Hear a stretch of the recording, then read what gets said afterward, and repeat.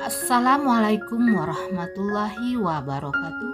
Berjumpa kembali dengan Mimin yang akan membahas sinopsis alur cerita terpaksa menikahi Tuan Muda Antv untuk episode yang akan datang. Namun sebelum Mimin melanjutkan, untuk sekedar menyambung tali silaturahmi kita semua, Mimin mau tanya dulu nih guys, kalian berasal dari kota mana aja? Tolong jawab pada kolom komen ya, biar Mimin bisa tahu. Di episode kali ini tentunya akan semakin seru, menegangkan, serta bikin baper dibuatnya. Dimana di sini setelah melakukan cek, ternyata Tuan Muda Abimana ini mandul. Hal itulah membuat Abimana ini sangat kecewa dan sedih sekali. Lalu Tuan Muda Abimana setelah mendapatkan berita tersebut, ia tidak langsung pulang, ia malah pergi ke taman, dan Tuan Muda Abimana di sini tidak mau memberitahukan kepada siapapun tentang kesedihannya saat ini karena ia divonis mandul oleh dokter.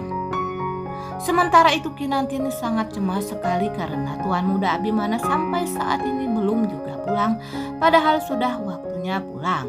Lalu Kinanti pun menelpon Tuan Muda Abimana namun tidak diangkat. Lalu Kinanti chat ke Tuan Muda Abimana namun tidak dibalas meski Kinanti sudah berulang kali.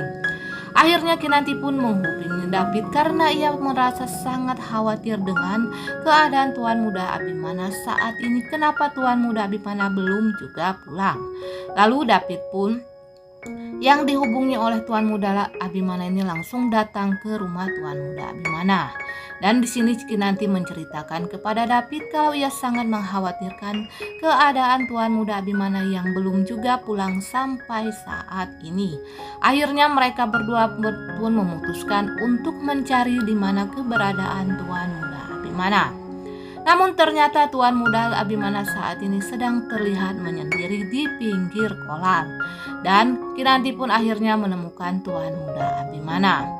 Lalu Tuan Muda Abimana menceritakan kesedihan hatinya ini kepada Kinanti kalau ia divonis oleh dokter ternyata ia mandul dan ia tidak akan dapat pernah memberikan keturunan kepada Kinanti. Kinanti yang mendengar berita ini pun sangat sedih dan Kinanti pun menangis sambil memeluk Tuan Muda Abimana.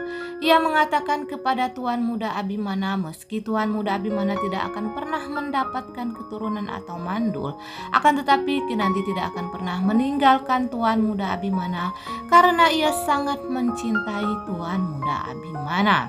Namun saat ini Tuan Muda Abimana benar-benar dalam keadaan yang sangat sedih dan kacau sekali nih guys ya. Akan tetapi berita ini rupanya diketahui oleh si Anita, mak lampir yang jahat ini. Ketika ia tahu kalau Tuan Muda Abimana ini ternyata mandul, tentu saja si Anita yang jahat ini sangat senang sekali karena ia berpikiran kalau Tuan Muda Abimana tidak akan pernah mempunyai keturunan, tentulah Reno satu-satunya sebagai pewaris keluarga Sudirja untuk mendapatkan seluruh hartanya ini. Dan hal ini pun Anita beritahukan kepada anaknya si Reno. Reno juga sangat kaget mendengarkan berita dari mamanya ini kalau ternyata omnya mandul nih guys ya.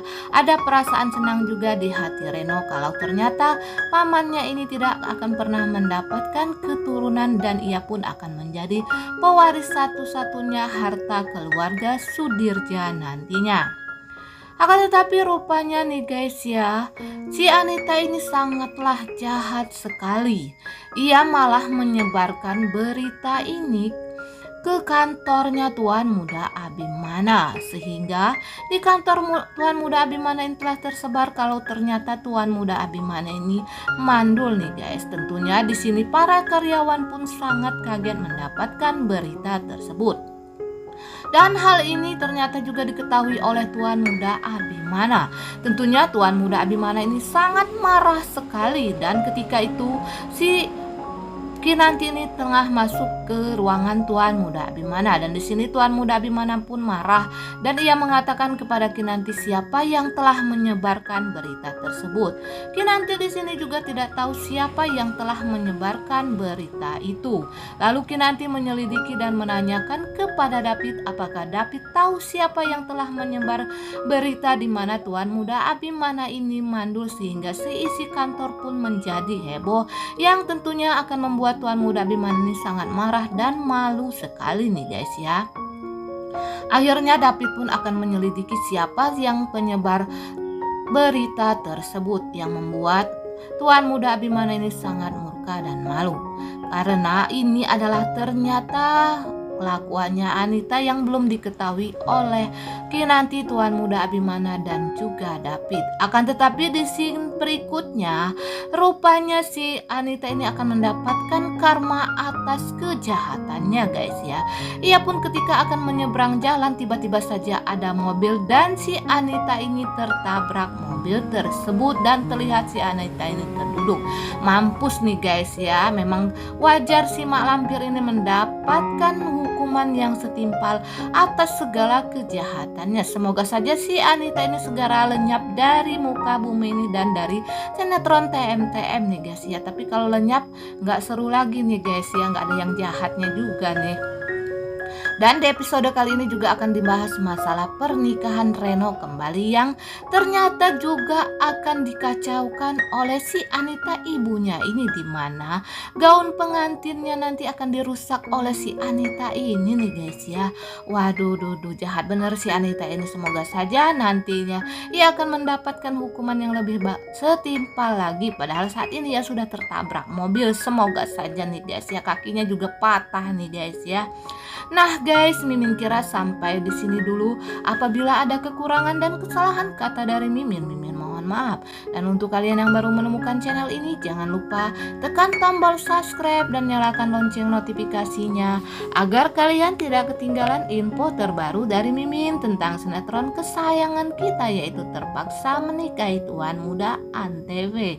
Dan mohon dukungannya nih guys ya, agar sinetron kesayangan kita ini segera naik ratingnya dan mendapatkan rating yang teratas serta sinetronnya diperpanjang. Nah guys, Mimin pun undur diri. Wassalamualaikum warahmatullahi wabarakatuh.